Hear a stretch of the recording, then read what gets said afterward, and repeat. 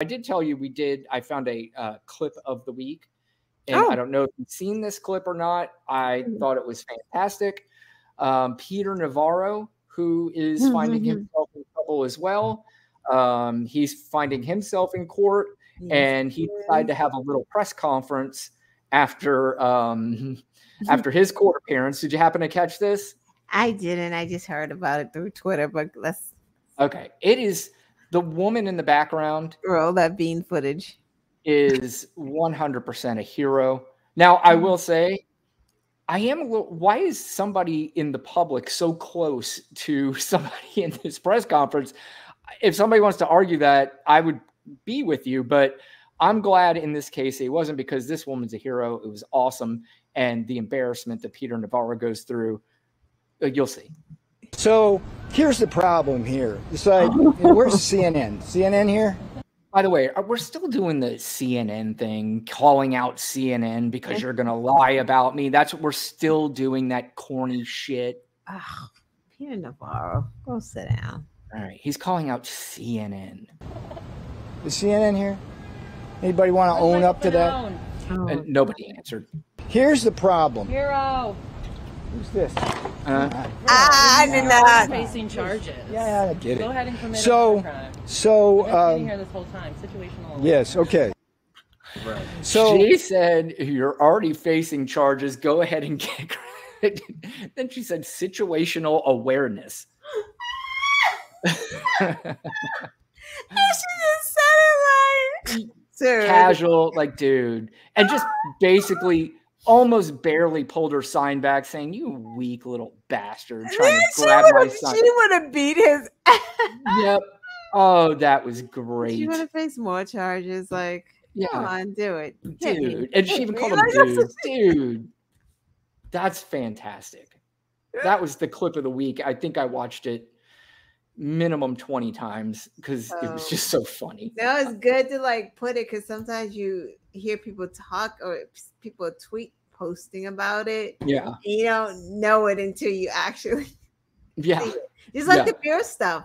I didn't watch Ted Cruz. I know that my group has a whole graphic they did with the beer can and Ted Cruz. I didn't understand it. I'm like, I need to look this up to see what the hell's going on, because what are y'all talking about, beer and Ted Cruz? But I didn't see it. That's why. Yeah, he did the whole tough guy act where I'm going to drink my beer whenever, it's just like, you're so corny, dude. You're just so corny. You're so bad at, that's one that baffles me. I don't see how Ted Cruz wins elections. I really don't. Me He's either. just so unrelatable.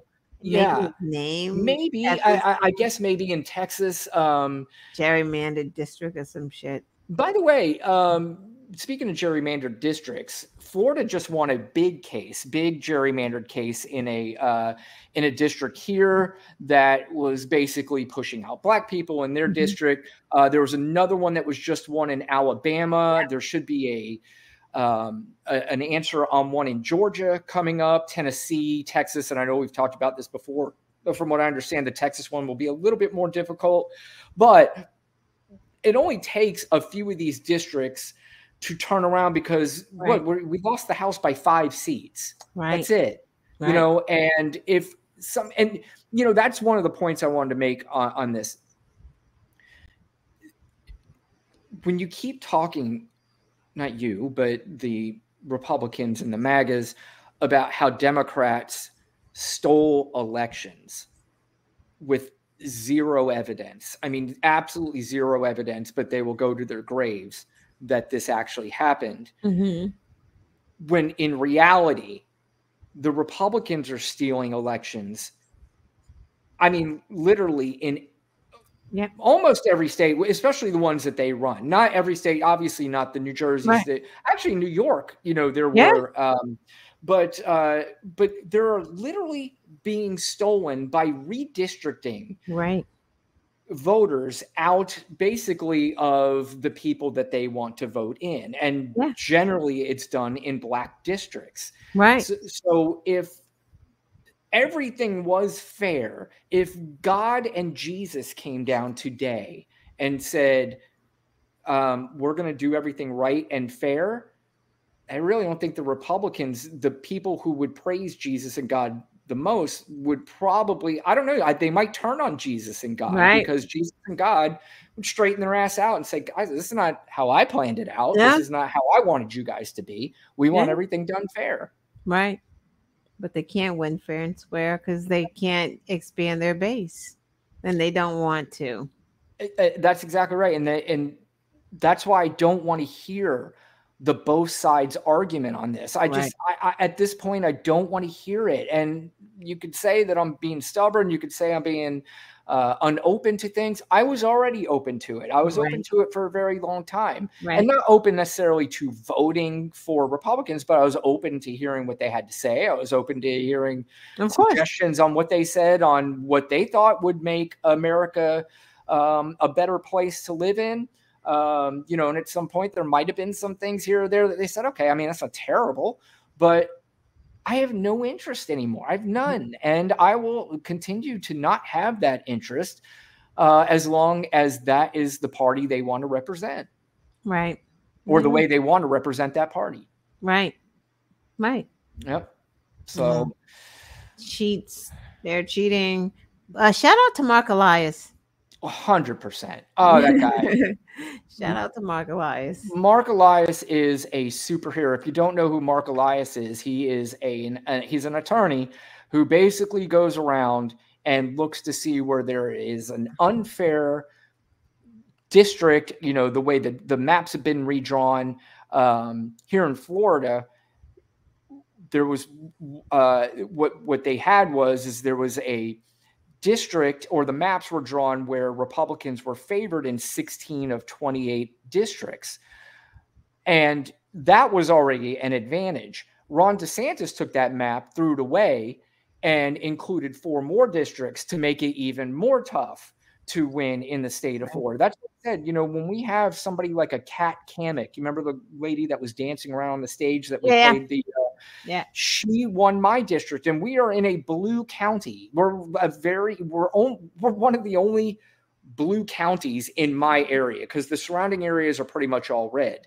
But we're in a blue county because we're in a college town, but we are being represented by somebody that does not represent, you know, the people of this county. So, and that has a lot to do with the way the maps are drawn here in Florida. So, and that's not just here in Florida. That's in Alabama. Yeah, for sure, because they don't even have diverse politicians. They're all Republicans. Yeah, all Republicans. They put all the black people in one district.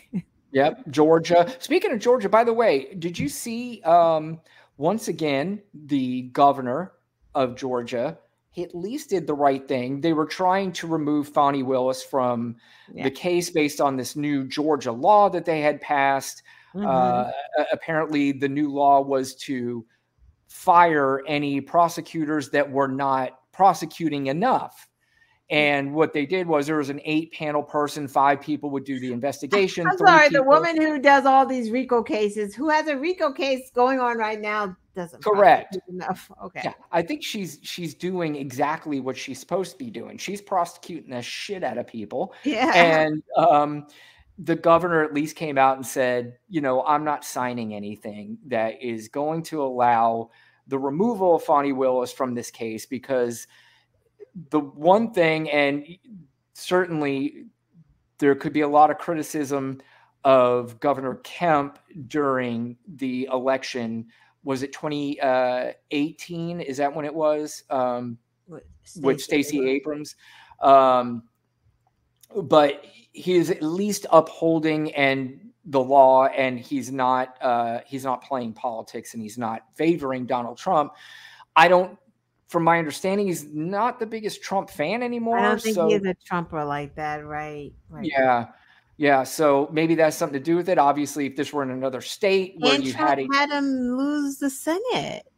Yes. Yeah, Herschel Walker. That's exactly right. Yep. And that's why I said, that's why I feel so comfortable, is because every single time they run one of these whacked out MAGA candidates like the Carrie Lakes and the Herschel Walkers and the Blake Masters, and they all lost their races, every single one of them. And it was, a lot of them wasn't even close. Right. Oh, you see, I know we gotta go. You see what they're doing in Wisconsin to that Yes, Judge. yeah. I can't Oh remember gosh, her name, but yeah. hard to say which. It's hard to say which. I think that's what it is, because it is hard to say. Yeah. But yeah, they are trying to impeach her, because basically what she's doing is she's the Supreme Court vote that would overturn some of these gerrymandered districts. Yeah. And they're saying that if she goes through with this, then, they're going to impeach her. That's insane. Yeah. Like, yeah. it's just insane. Like, if the constituents or if the voters elected a progressive judge, overwhelmingly, by that's the way, what they want. Correct. Like, well, how are you going to impeach her for doing progressive policies, like running, like that's what she ran on? But again, it's this whole notion that the Republican Party, they say it's happening to them, but they're actually doing it. And they get a bunch of people that agree with, yeah, the Democrats are just these low-life, terrible, cheating bastards who that's the only way they can win elections. And really, it's quite the opposite. That's the only way Republicans can win. I mean, of course, like I said, if you're in a district like Marjorie Taylor Greene, she's easily going to win. But if you are in any of those swing states or swing districts, the only way you're going to win is through cheating. I mean, that's just clear. Right. And it's because of language that they use, not because of policy. It has nothing to do with policy. It never has anything to do with policy. It always has to do with the fucking language that they use to make them think that everything that they have, and in some of these districts, they don't have much at all, are going to be taken away from them. Yeah. Don't have nothing at all. Yeah. And it just baffles my mind. And you just wish you could kind of get through with them, a little bit more and just say, this is not the way. I mean, I could get why you live in a, $18 million mansion, why you might vote for, Donald Trump. And yeah, but when you don't have running water, your sewage is backed up. And I guess half the time they're just not voting too. Just a lot of them just are not even bothering to vote. But you're right. That's like, who are they blaming for this? Like, if you're living in poverty, having a hard time getting a job, all of those things, or healthcare in these Republican red states, and your education sucks, and it's a GYN desert, you know what I mean? Like, it's, who are you blaming if it's a Republican state? But you got your guns, you got your Second Amendment. Yeah, you got your guns. But again, there was never a time any Democrat was coming after your guns. Right. Let's just make that clear. Right. Now, maybe they're coming after the AR-15s, which, again, I'm on board with that. I really don't see the need for that kind of weapon to walk around the street in. I mean, statistically, if you look statistically at guns, most of them say, what do people always say they want their guns for? Is to protect their home. Statistically, there's almost no cases where somebody's trying to break into your home where you had to use your gun to protect it. Now, again, that's not to say that I don't welcome you owning a gun to protect your home. That's great. You can do that. But to own an AR-15 to protect your home, what do you need it for? I mean, but it's so stupid. I hate to say, we even sound stupid talking about it, because it's like, what more can you say? Flamethrowers. Yeah. Grenades. Like, get out of the yeah. God, I don't know.